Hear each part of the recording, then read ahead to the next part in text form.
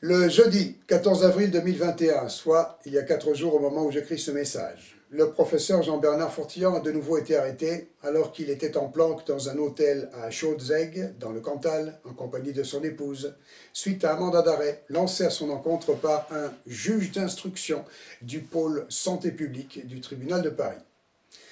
La raison de ce mandat d'arrêt était justement cette situation de planque et donc de cavale, plus ou moins bien formalisée d'ailleurs, me semble-t-il. En tout état de cause, Jean-Bernard Fortillan se soustrayait tant bien que mal à la terreur d'État qui s'était abattue sur lui en décembre 2020 et qui ne le lâchait plus. Car la mesure de liberté provisoire, à laquelle il était supposé se soumettre dès sa libération le 17 décembre dernier, c'était le piège insidieux qui devait conduire à une nouvelle tentative de le faire interner, mais cette fois sans trop de remous, c'est-à-dire une fois le calme retombé. Notre ami Jean-Bernard Fortillan n'avait en fait pas d'autre option que celle de se soustraire aux mesures dites de contrôle judiciaire dans ce contexte de machination judiciaire que je connais pour ma part si bien. Samedi 17 avril, Jean-Bernard Fortillan était donc présenté devant ce qu'il convient, dans la posture sociétale luciférienne, de désigner de juge d'instruction à Paris.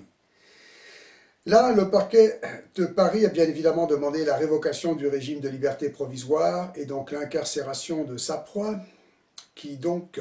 trop probablement, devrait être replacée en détention provisoire jusqu'au jour de son jugement. C'est-à-dire, notre ami Jean-Bernard Fortillan devrait être retenu en otage par la terreur d'État du régime macronien dans le cadre de la machination judiciaire qu'il a déclenchée contre lui, avant de passer devant les inquisiteurs en robe noire lors d'un simulacre de jugement ultérieur. Nous en saurons plus sur ce point mercredi prochain, le 21 avril, date à laquelle Jean-Bernard Fortillan passera en jugement devant l'équipe d'ignobles en robe noire chargée de lui régler son compte à ce niveau-là. Le pire de tout, dans cette sinistre histoire, est que notre ami Jean-Bernard Fortillan est surtout à nouveau sous cette menace formelle d'un internement en hôpital psychiatrique avec camisole chimique à la clé. Alors avant d'appréhender ensemble sa situation si critique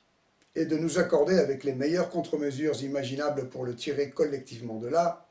je souhaite revenir rapidement sur le personnage, le professeur Jean-Bernard Fortillan, ce qu'il représente et symbolise de si précieux pour l'humanité, ainsi que sur ce qui fait de lui cette cible de la terreur d'État macronienne et de son service d'inquisition. Les ignobles en robe noire, leurs complices du département terrorisme psychiatrique et du département contrôle des masses par voie de pseudo-presse. Le professeur Fortillan est loin d'être le premier venu dans le monde scientifique et médical, ce qui n'arrange pas son cas puisque cela fait de lui une cible sensible de la terreur d'État, à neutraliser par tout moyen pour l'imposture sociétale. Âgé de 77 ans aujourd'hui, il est ingénieur chimiste, pharmacien des hôpitaux, professeur de chimie thérapeutique et pharmacocinétique à la faculté de médecine et de pharmacie de l'université de Poitiers. Expert pharmacologue, toxicologue spécialisé en pharmacocinétique. Professeur honoraire de chimie thérapeutique et pharmacocinétique à la faculté de médecine de la pharmacie de l'université de Poitiers. Pharmacien des hôpitaux honoraires, hôpitaux de Libourne et de Poitiers, et il est aussi, entre autres, expert toxicologue spécialisé en pharmacocinétique auprès du ministère français de la Santé depuis 1978. Je m'arrête là. Son CV mérite une vidéo à part entière, tellement il est impressionnant. Mais ce qui n'apparaît pas sur le CV et qui est fondamental, c'est que ce scientifique est avant tout un bienfaiteur du genre humain, dévoué corps et âme à la cause de la santé humaine. Donc, en mars 2020, déjà, le professeur Fortillan était mis en examen pour essais illégaux de ses patchs contre des maladies neurologiques et pour exercice illégal de la médecine. Le 4 décembre 2020, il était sommé de se soumettre à une expertise psychiatrique et il refusa une telle infamie. Le 7 décembre 2020, il avait alors été brutalement arrêté et menacé d'être interné manu militari comme cela est prescrit dans bien des cas dans notre pays occupé par les forces lucifériennes, ce à titre de pur exercice de terreur, de répression, de représailles et de neutralisation de gêneurs divers. Et en ce qui concerne le bienfaiteur de l'humanité, Jean-Bernard Fourtillant, chercheur dans le domaine de la vraie médecine qu'il veut libre et bienfaisante, c'est-à-dire vraie, son crime est donc là, incommensurable, se déclinant sous deux aspects où, dans ce monde maléfique caractérisé par le mensonge et l'inversion des valeurs, deux manifestations terroristes distinctes. Le premier, crime du professeur Jean-Bernard Fourtillant, celui pour lequel il est officiellement poursuivi, c'est d'avoir mis au point un traitement miracle contre les terribles maladies dites d'Alzheimer et de Parkinson, entre autres maladies neurologiques. Un traitement on ne peut plus inoffensif, autant qu'efficace, sous forme de patch, utilisant des composés qu'il a élaborés lui-même avec des recherches et des financements indépendants, faisant un pied de nez intolérable à l'imposture médicale et même à tout le système. Car figurez-vous qu'au comble de tout, Jean-Bernard Fourtillant est coupable de vouloir faire don à l'humanité de son traitement miracle, dûment breveté, afin qu'il soit gratuit. Il ose ainsi venir violemment agresser dans ses fondements les plus sacrés notre imposture civilisationnelle et les armées de parasites maléfiques qui, s'autoproclamant élites et participant ainsi au grand plan luciférien, s'évertuent à maintenir et plonger un peu plus l'humanité à la fois dans un état de dépendance, d'ignorance, de psychose, de déprime et de maladie, ainsi que de décrépitude morale et psychologique, bref, de décrépitude générale. Dans le cadre de cette machination politico-médiatico-judiciaire, c'est l'ANSM, Agence nationale de sécurité du médicament, c'est-à-dire le service d'acquisition de la mafia médicale de notre imposture sociétale,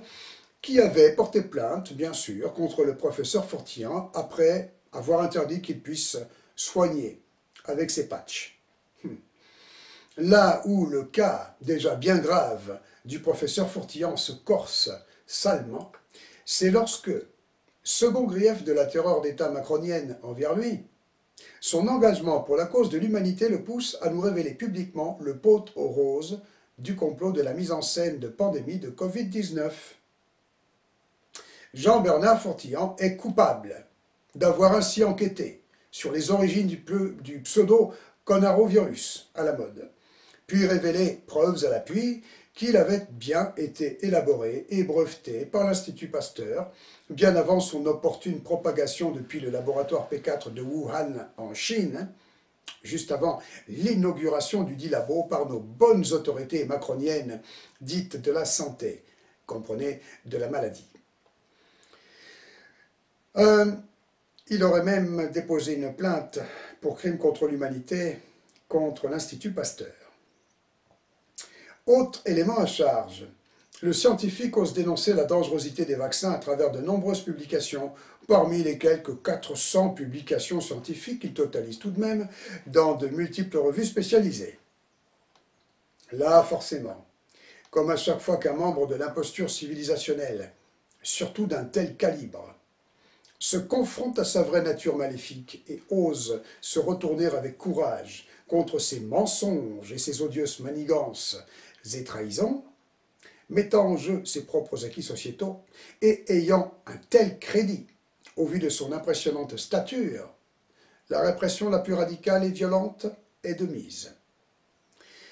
Notre imposture sociétale satanique actionne alors les bons vieux protocoles associant terreur judiciaire, terreur psychiatrique sur fond de mise en scène et d'écrasante propagande calomnieuse menée tambour battant par les merdias déchaînés ivres de hargne. Côté volet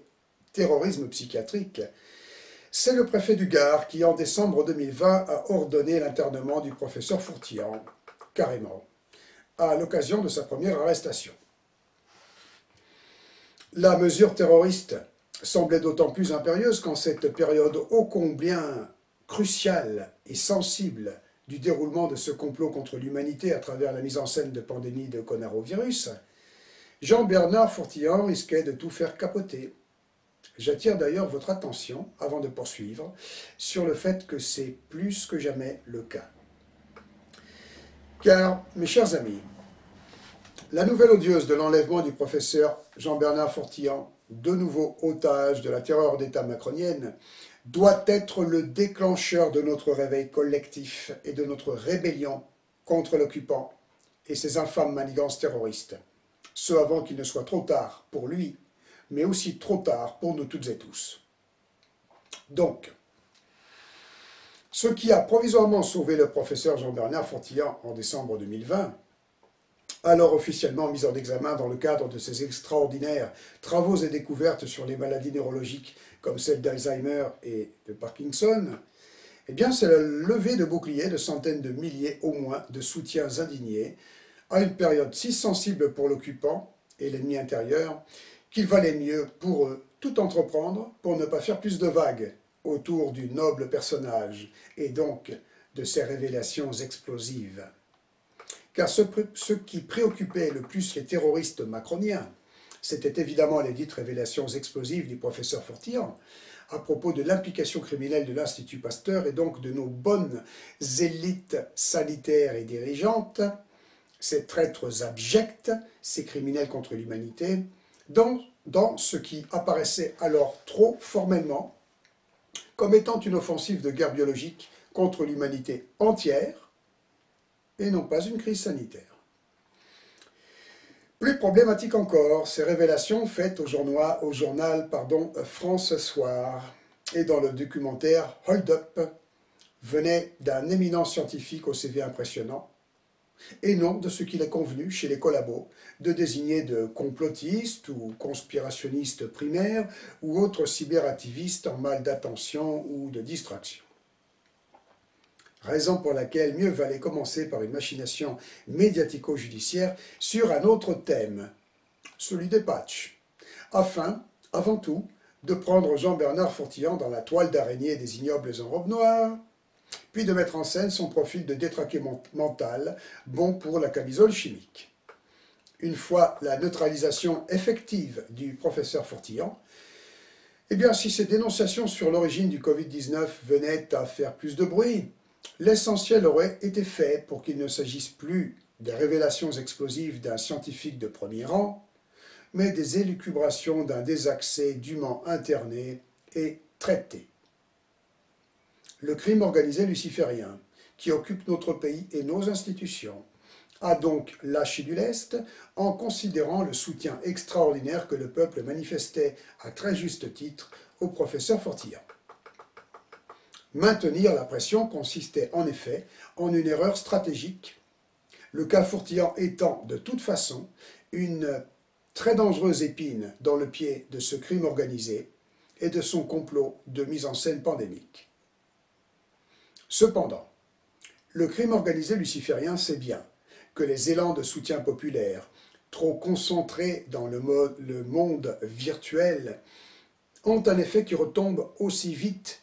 que la vague qui s'est levée, et qu'il suffit donc de jouer avec le temps et la stratégie des diversions. C'est ainsi que Jean-Bernard Fortillan a été mis en liberté provisoire assez vite. Ainsi, il restait pris dans la toile d'araignée, mais les apparences faisaient retomber cette pression populaire si dérangeante. Cependant, bien évidemment, la menace de l'internement était très loin de disparaître, s'agissant de l'objectif essentiel derrière la machination judiciaire, à appliquer avec le plus de discrétion possible. Le professeur Fortillan devait donc se soumettre aux mesures de contrôle judiciaire du régime de liberté provisoire, lesquelles prévoyaient, entre autres et surtout, qu'il se soumette à une expertise psychiatrique. Je connais fort bien ce procédé de jeu en deux bandes que j'ai croisé dans de multiples dossiers de persécution de parents protecteurs montés par l'inquisition pédocriminelle, les mêmes ignobles en robe noire et autres terroristes sataniques sociétaux, sur lesquels j'ai enquêté. Dans ma propre affaire, la dernière en date, j'avais été libéré le 30 novembre 2021 sous le régime de liberté probatoire, donc 3 ans de liberté probatoire avec 2 ans de prison avec sursis. La fameuse expertise psychiatrique m'attendait au tournant, devant m'être imposée par le JAP de Libourne, le juge d'application des peines de Libourne, mais ce, une fois que la pression qui m'entourait retombait par l'annonce de ma libération. Car ce formidable soutien populaire qui me maintenait en vie en prison, malgré un cancer très avancé, devenait très problématique pour les ignobles en robe noire et leur réseau satanique, trop exposé à la lumière grandissante des justes. À l'heure actuelle, bien, le gros de ce soutien est passé à autre chose, naturellement, puisqu'il n'y a rien de visiblement spectaculaire dans ma situation, bien qu'elle demeure infiniment critique et révoltante. Notre ennemi, qui nous connaît et nous contrôle bien plus qu'on ne le soupçonne, sait donc comment manœuvrer avec nos élans collectifs et les canaliser pour que ceux-ci ne passent jamais en zone critique pour lui, uniquement pour nous. Surtout que tout part depuis l'Internet et les réseaux dits sociaux, installés dans notre monde pour obtenir sur nous tous un extraordinairement insidieux contrôle mental.